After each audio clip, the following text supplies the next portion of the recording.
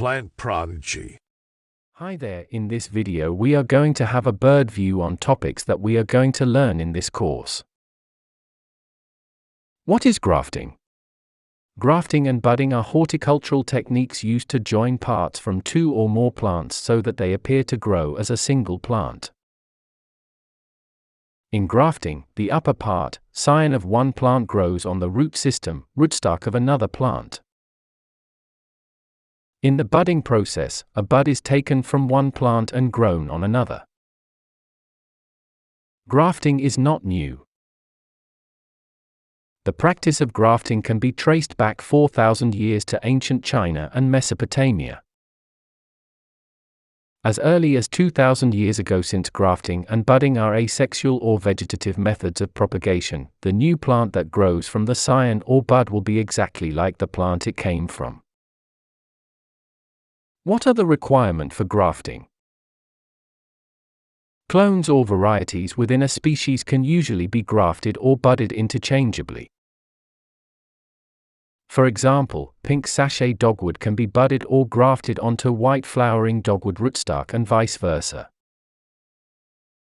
Grafting and budding can be performed only at very specific times when weather conditions and the physiological stage of plant growth are both optimum. The timing depends on the species and the technique used. For example, conditions are usually satisfactory in June for budding peaches, but August and early September are the best months to bud dogwoods.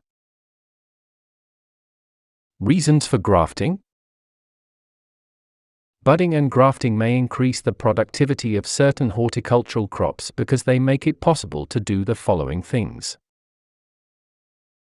Change varieties or cultivars. Optimize cross-pollination and pollination. Take advantage of particular rootstocks.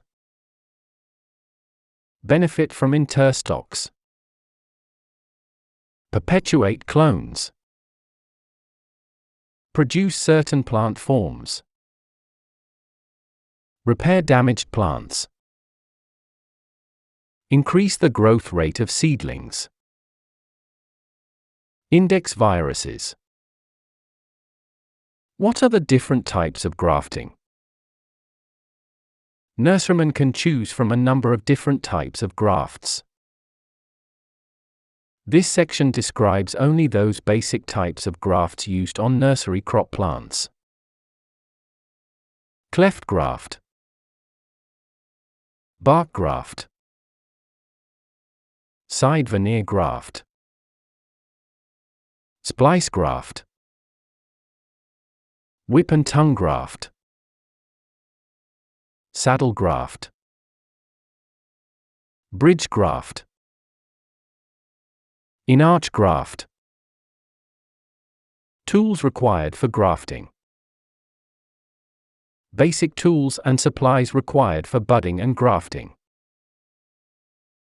Grafting knife. Grafting knives are designed specifically for these purposes and should not be used for carving and whittling wood.